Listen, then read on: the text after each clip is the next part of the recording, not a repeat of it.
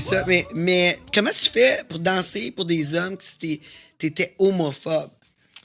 Ben, à travers ça, en fait, j'ai appris à défaire mon homophobie Bien sûr. parce que, dans le fond, toutes mes craintes étaient pas fondées, là, puis je me suis rendu compte que c'est comme du monde normal, là, dans le fond, mais je venais d'un petit village vraiment comme full stéréotypé, puis raciste, homophobe, toutes les affaires, fait que j'étais comme un peu biaisé, mais finalement, ça m'a ouvert l'esprit beaucoup de travailler là-dedans.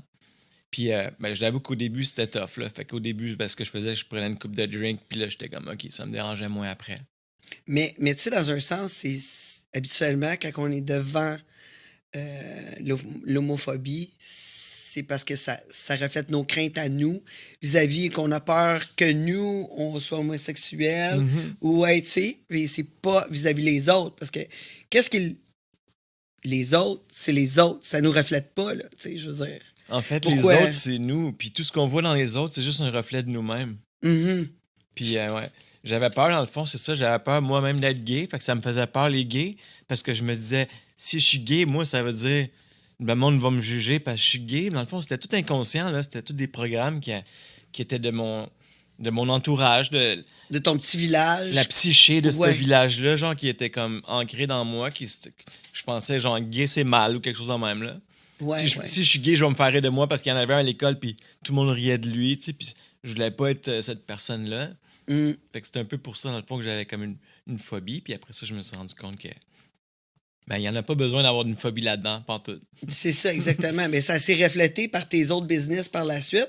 Parce que là, tu as commencé Montréal Amateur, mais tu étais déjà bon là, avec les ordinateurs, I guess. Parce que pour pouvoir développer un système comme ça, un réseau social comme ça, ben, c'est pas du jour au lendemain. Là.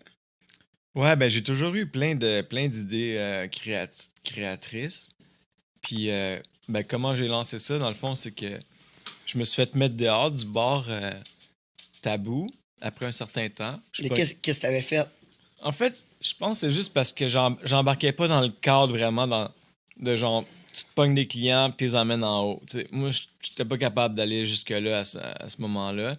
J'avais essayé une fois dans un autre contexte, puis j'ai vu que c'était vraiment pas, ça résonnait pas avec moi. Tu sais. Puis ça m'a permis en même temps de savoir, de vaincre mon homophobie, de l'essayer, voir est-ce que je suis gay, tu sais.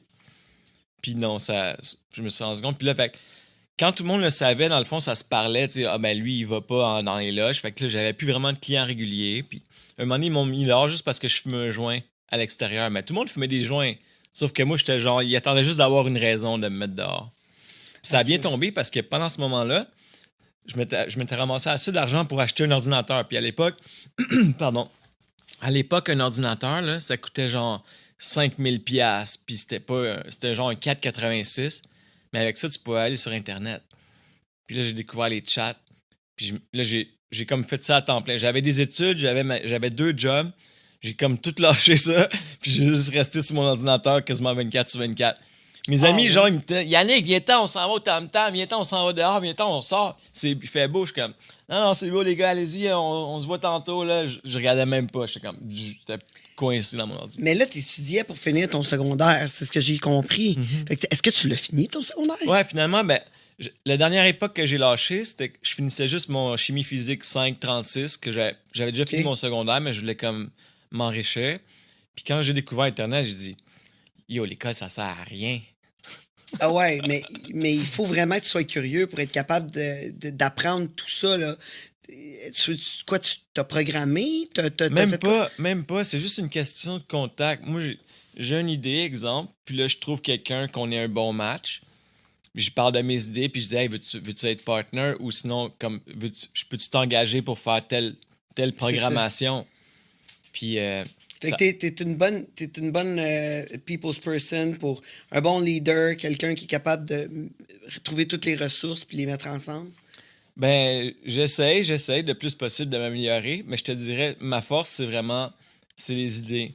Comme j'ai des visions, comme qui sont des fois un peu avant-gardistes.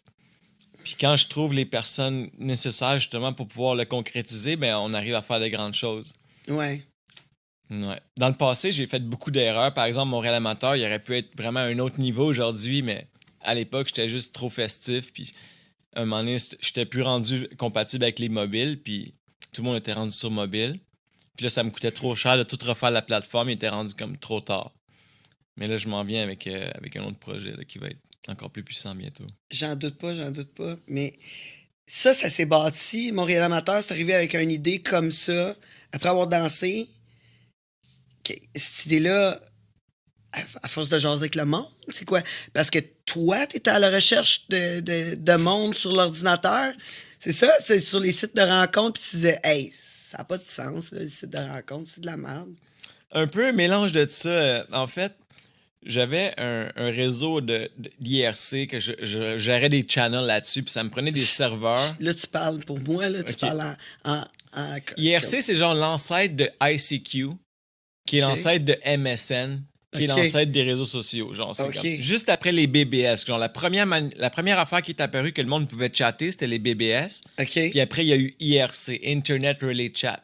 Ça, c'était genre, tu voyais comme un canal, mettons Canal Montréal, puis tu voyais juste comme les noms, puis dans le milieu, il y a des textes, mais tu voyais pas de photos ou de profil ou de rien. C'est comme, comment tu cruisais une fille si tu voyais, mettons, un nom qui avait de l'air féminin, puis tu disais, allô, t'es-tu un gars ou une fille? T'as quel âge? Tu viens de où? Puis là, t'as-tu une photo? Puis là, il y avait une méthode pour s'envoyer une photo. Vieille école. Mais moi, quand je suis tombé là-dedans, j'étais fou comme la mort. Je tripais à fond. Fait que j'ai bâti genre des réseaux de tout ça. Puis à un moment donné, j'avais plein de monde sur mon réseau. Mais en même temps, j'étais sur les sites rencontres. Puis à l'époque, il y avait Do You Look Good. OK, oui, bien sûr. Puis moi, je voyais ça, Do You Look Good. Puis j'étais comme, j'aimerais ça avoir une affaire dans la main, mais plus osée, tu sais. Parce que mon but à l'époque, c'était juste, je voulais juste baiser tout le temps. Puis sur IRC, c'est ça que je faisais. Je passais. Ça a dû changer, quoi. Ouais, ben, je me suis assagi un peu avec le temps. Mais bon, j'ai toujours aimé ça, le sexe. Tout ce qui touche au sexe. Puis là, j'avais même créé à l'époque un robot sur IRC qui envoyait des messages automatiques. Genre, c'est quoi ton ASV, âge, sexe, ville? Puis quand j'arrivais chez nous, j'avais toutes les réponses. J'étais comme, OK. OK, 18F Montréal. OK, salut. Puis là, après ça, je me dis, ça serait-tu cool d'avoir une place comme ça que tu peux chatter, connecter avec du monde, mais qu'au moins tu vois son profil. Tu sais, t'as pas besoin d'envoyer 10 000 messages. T'as pas besoin d'envoyer un message, mettons, à un gars si tu cherches une fille ou l'inverse. Juste ça serait cool. Puis là, j'ai rencontré un de mes amis qui était justement sur le canal IRC que j'avais créé. Puis lui, c'était un programmeur. Puis il avait créé un site que lui, il faisait de l'argent avec des bannières. Donc, dès que le monde cliquait sur une bannière, ça lui faisait genre 25 sous. Je disais, hey, peux-tu m'en faire un comme ça? Puis moi, en échange, je vais. Oups. Excuse-moi. Ah, non, je sais pas. Tu t'entends par la suite? Ouais. On a eu un feedback. C'est quoi, je disais, ouais, c'est ça. Fait que là, j'ai dit, hey, tu veux-tu m'en faire un comme ça? Puis moi, en échange, vu que j'avais déjà des serveurs, je vais t'héberger tes sites gratuits. Lui, il payait quand même cher pour héberger ses serveurs. Fait qu'il a dit, OK. Mais quand il a commencé à m'héberger le site, moi, j'avais toujours des nouvelles idées. Je suis comme, hey, tu veux-tu faire ça comme ça à la place, ça, comme ça? Puis ça serait le fun qu'après ça, que le monde puisse s'abonner, puis eux autres aussi mettre des photos. Ça, c'était un peu ma manière de bypasser le copyright. Fait que dans le fond, c'était un peu comme exemple YouTube. Si quelqu'un met une vidéo qui n'a pas les copyrights, YouTube fait juste comme, OK, il y a une plainte, il ferme son account. Fait que c'était un peu ça mon idée de créer du contenu sans avoir les droits. Je fais juste downloader plein de contenu sur Internet, mais je créais un profil pour chaque contenu. C'était fake, dans le fond. Puis là, après ça, j'ai rentré le chat là-dessus, puis pendant un moment, je chattais avec moi-même. Je faisais juste comme faire s'il y avait de l'action dans le site. Puis à un moment donné, ben, il y a du monde vraiment qui se sont commencés à s'abonner puis à mettre leur contenu. Puis là, j'avais plus besoin de fake. Il y avait comme au début peut-être 500 abonnés, 200 fake. Après ça, il y avait comme 20 000 abonnés. Fait que les 200 fakes ne servaient plus à rien. Il y avait comme plein de monde. Puis ça a monté jusqu'à comme 350 000 abonnés. Quand même. Il y avait des shows de webcam des fois qui dépassaient 1000 personnes qui checkaient ça. Puis là, on a intégré les cams payantes puis toutes ces affaires-là. Vraiment avant-gardiste. Ouais, je me rappelle en avoir fait, mais... Oh, je me rappelle, on avait fait pas mal d'affaires ensemble on là-dessus. faisait des parties aussi hebdomadaires, genre... Ouais, des gangbangs. Ouais, et justement, je n'ai vu une la semaine passée, une couple de semaines passées, une fille que j'étais allé dans un gangbang. Ah ouais? Un de tes gangbangs, ouais, puis elle était là. Elle me dit, attends, je te rappelle pas, t'étais venu au gangbang, puis ouais, t'avais sorti ton double strap-on. Je m'en rappelle très bien. C'était-tu Petite Pêche, par hasard? Je peux pas te dire son nom, mais en tout cas, Tu sais, je sais pas son nom quand elle travaillait, quand qu'elle avait fait le gangbang, là, je veux dire. Mhm. Mais je l'ai vu l'autre jour, oui, avec son vrai nom, donc je ne divulguerai pas. Puis elle est super belle. C'est ça. Elle est encore super belle. Et c'est ça. Fait que oui, je me rappelle des parties tout le temps. Il y a quand même beaucoup de monde, beaucoup d'engouement sur tes parties. Puis ton site roulait quand même bien. Là. Je pouvais passer des soirées à jaser avec du monde là-dessus. Là, et même me coucher à des 6 heures du matin. Ouais, il y a eu vraiment une belle, âge d'or, si on peut dire, pendant à peu près, comme je dirais, de 2005 à 2010, là, c'était genre le site le plus hot à Montréal. Le monde est tangerine.